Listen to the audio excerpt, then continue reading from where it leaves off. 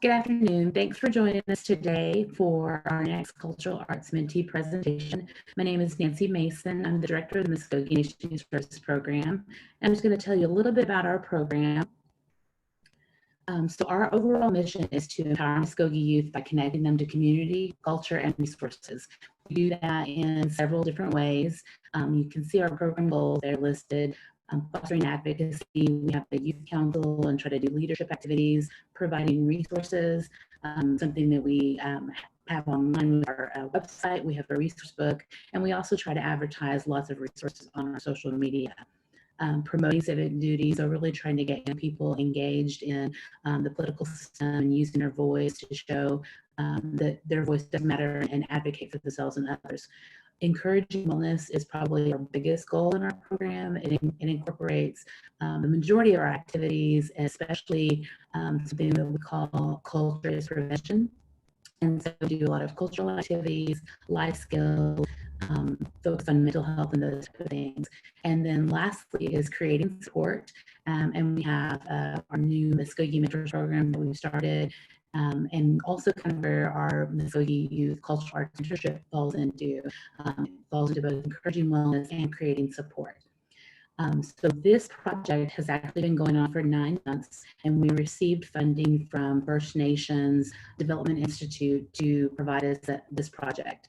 And so we've been working with 9 young people over the last 9 months, and they've all been doing lots of really good things, learning about different traditional arts, and some are even incorporating it into modern ways and trying to sustain that Mvskoke way of life.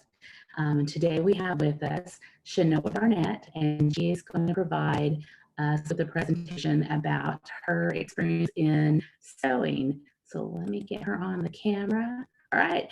Hi, Chenoa. How are you doing? I'm good. Good. Go ahead and introduce yourself if you would. Okay. Hi, my name's Chenoa Barnett. My hometown is Mvskoke, Oklahoma. My clan is Woodco or Raccoon. My tribal town is Yaka, and I attend Condarty United Indian Methodist Church. All right, good. So tell us a little bit about your mentorship. Like, why did you get involved? Because I knew how to sew, but I wanted to increase my skills in sewing. So I thought this mentorship would really help me with that. So I chose sewing because there's different reasons. I use it as a coping mechanism for when my grandma passed away in November of 2018. She was the one that actually got me into sewing. She taught me how to sew by hand. So sewing has always held a really special place in my heart. And then culture preservation. I think sewing is just my little way of, giving back and helping preserve our culture as youth. Okay. My mentor is Cindy Russell. I think me and her get along really good because we both like to laugh, and she has a lot to say, and so do I. So usually when we're together and we're sewing, we usually talk sometimes more than we do so, but I think we have the same personality. Not the same, but we both like to laugh a lot, and she's taught me a lot, really, whether it's about life or sewing, both really. And I think we share a connection because we both learned how to sew from our grandmothers. So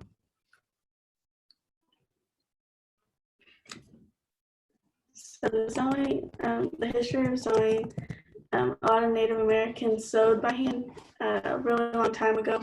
So I like to sew by hand sometimes, but if I'm trying to get something done, I use a machine. The intergenerational relationships, both of my grandmas sewed. I learned how to use the machine when I was really young by my grandma Rachel. I forgot how old I was, maybe 10, and she taught me how, but over the years I kind of forgot. And then after my grandma Sally passed away, I really just wanted something to keep me close to her. So that's when I got using the machine more, and when I got into this mentorship, and I learned how to use the machine again because I had forgotten after all those years. The tools and supplies, you can basically make anything really with a sewing machine, straight pins, and thread, and any kind of fabric. To make a ribbon skirt, you use cotton fabric, ribbons, whatever size you want, and a ruler to help measure how far apart you want the ribbons so they're all even. Fabric chalk really helps me when so I can draw where I want the ribbons, so it's not all sideways and everything. And then elastic for the waist. The process, throughout this mentorship, I've learned a lot. When I first started, I was so lost. I didn't really know what to do. But Cindy has really helped me with that. And so now I feel a little bit more confident when I'm making something. And it doesn't take me long to thread my machine anymore. It used to take me at least 30 minutes to thread my machine because I had no idea how to do that. But I think I've come a long way since then. In these pictures, I think this one I was working on patchwork. And then the next one, I was working on my first ribbon skirt. Or I think it was my second one with the right fabric this time. And then I was working on aprons for the Christmas bingo that the youth council holds every year.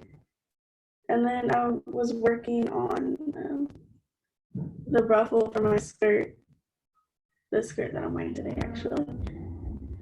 And then in these pictures, I was giving a presentation in Okmulgee, and then the next one I was in Eufaula.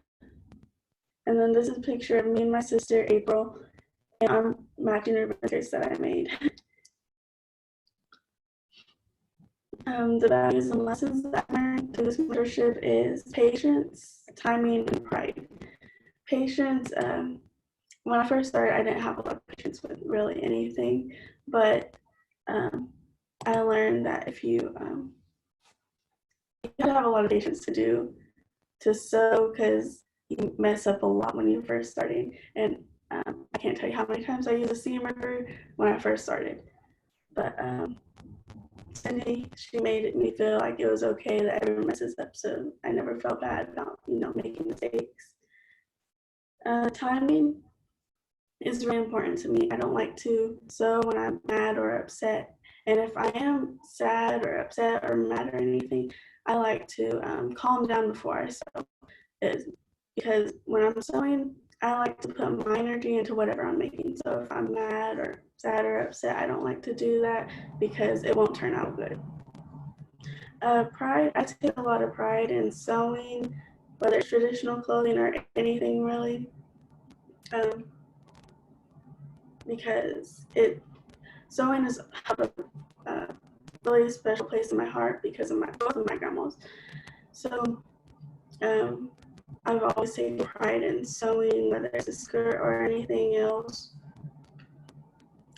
That's good. That's good. So we have time to answer questions. So if anyone has questions, you can enter that information into either the question and answer box or the chat, and we'll have Chenoa respond to you. I have a question while we're waiting for questions. I know that you really pay attention to your culture and how that connects with sewing. And I don't know if you can speak about it, but I know that there's been times where you haven't been able to sew. I remember there was something going on and you said, I can't sew right now because this is happening. Do you remember, is that something you can talk about? Yeah. Both of my grandmas always told me that on Sunday is the Lord's Day. You don't sew or fish or really anything with the needle because it's like you're poking him. So that's why I don't sew on Sundays. I don't bead on Sundays either. Okay, that's good. Let's see if we have any questions here. I don't see any questions yet. Tell me a little bit more about what you plan to do now. So you got some new experience in sewing. What are some things you plan on working on? I want to make some more skirts just to kind of build to my own collection, and then I want to make some skirts for my cousins. And I want to learn how to make a vest. for my other cousins. But really anything that has to do with sewing I want to learn. That's good. So do you think that even though the mentorship is ending now, that Cindy's somebody that you're going to stay in contact with? Definitely. Yeah, that's good. That's good. And that's really kind of what that is about as far as that mentorship, even though like it's a designated time, you have that opportunity to make a connection with somebody that can hopefully be someone that you can lean on for the rest of your sewing career. Yeah, that's good. That's good.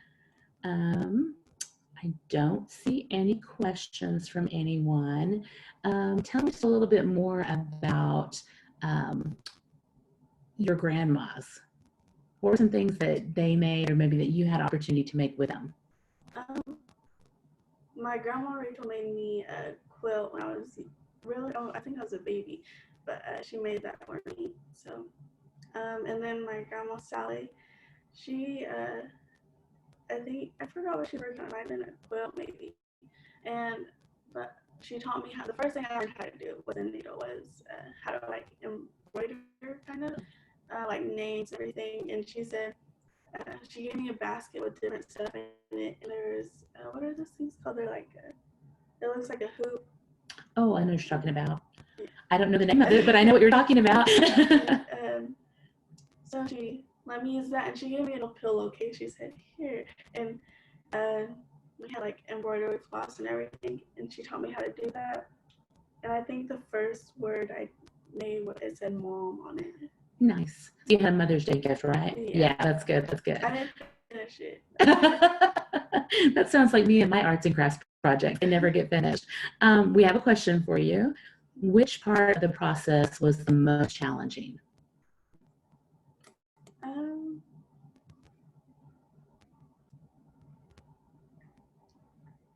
I think probably like the measuring of the skirts. I knew how to do it kind of, but when I first made my first ribbon skirt, it was really tight on my legs. And then Cindy taught me how I could do that, how I could just wrap the fabric around my waist and take one big step. So then I could just measure it that way. But I think that was the hardest part for me, was the measuring part, because I'm not really good with numbers. But. Okay, that's good. That's good. We have another question for you. Would you be willing to sell any of your work? Yeah, I would, but probably in the future, because right now it's not great. So if anyone did want anything, I'd probably just give it to them.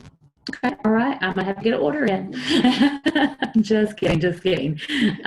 That sounds good. It looks like we've got all the questions answered so far. So I just want to thank you for your presentation today. You did a great job. Just following up as far as the mentorship in our program, we have had several presentations by our mentees already, and so those are available for viewing on our YouTube channel. If you just search for Mvskoke Youth or Mvskoke Youth Cultural Arts Mentorship, you can find those on our YouTube channel, again, like I said, and we'll have one more presentation tomorrow. If you have questions about the mentorship or our program, you can contact our office at 918-549-2557. We also have a website that is mvskokeyouth.com. And on this slide, you'll see that we have the direct link to go to our events page. There we have a calendar that will connect you to all different activities that our program is hosting, and also other programs that are hosted by the nation or communities. We try to advertise all of those so that families and young people can be engaged. All right, so again, Chenoa, I thank you for your time. You did a good job. Thanks everyone for listening into us today, and have a great day.